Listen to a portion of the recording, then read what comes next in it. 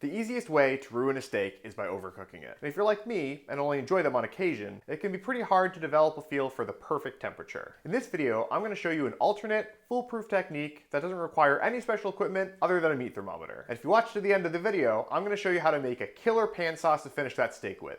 Let's go.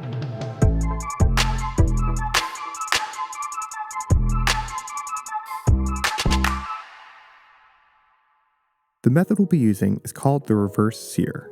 In a standard pan sear, the raw steak is added to a hot pan and cooked on each side until the heat reaches the interior of the steak, getting it to the preferred temperature. The problem is that, unless the cook has extensive experience with this method, it can be very difficult to know when the middle is at the right temperature. With the reverse sear, we're going to use the consistent, dry heat of the oven to take the internal temperature where we want it, then to a very quick, very high temperature sear to finish the steak. So with all that said, let's get down to business. First, we want to make sure that we get a steak that is at least an inch thick. No skinny steaks for us. Pat it dry, season with salt and pepper on all sides, and place it on a wire rack with a pan underneath to catch any drippings. This is going to a preheated 250-degree oven until it reaches the desired temperature. You can refer to this chart to determine what temperature you want for your desired doneness. To determine where you're at with the temperature, you have a couple of options. The easiest way is to use a probe thermometer. This will allow you to keep a temperature probe in the steak, which will give you real-time readings constantly. Most will even allow you to set an alarm that goes off when you reach your desired doneness.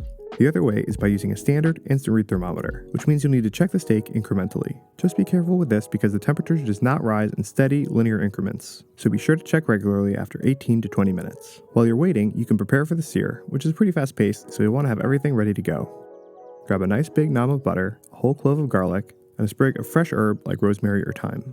A few minutes before the steak reaches a target internal temperature, preheat your pan. You want something with a heavy bottom. Cast iron is a great low-cost option. Stainless steel works as well, but is more costly. Non-stick is not a good choice for this because at high temperatures, the Teflon will actually release chemicals into the air and into your food. So I'm gradually bringing up the heat of the burner while preheating this cast iron skillet. You want an oil with a high smoke point so that it can stand up to the ripping hot temperatures that we're searing at. Vegetable oil will work just fine if you have that. I'm using some avocado oil. Be generous with it, around 2 to 3 tablespoons depending on the size of your pan.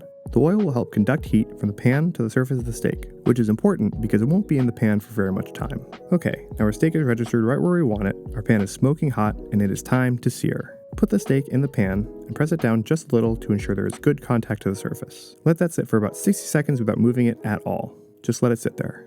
Then you can check and see where your sear is at. This is pretty good right here, so I'm going to flip it. At this point, we want to add the butter, garlic, and herb that we prepared. Let the butter melt, take a heat-safe spoon, and baste the top of the steak with the butter.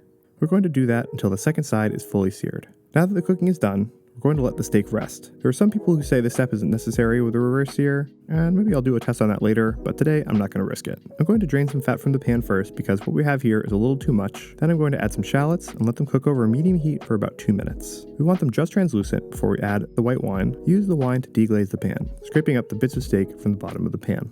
Now we'll let that reduce by half before adding a dollop of mustard and removing it from heat. Finally, we'll add some cold butter and stir vigorously to create a beautiful emulsified sauce. Now we'll cut our steak against the grain in about half-inch pieces, and you can see that we got a perfect medium rare. Now we'll spoon our sauce over the top, and this is ready to eat. Between the delicious seared surface, the tender interior, and this flavorful pan sauce, there are a few things in the world that can compare. Seriously, I was not expecting to eat this whole thing while I was filming, but I just couldn't help myself. I hope you try it out soon. Thanks for watching, and I'll see you next time.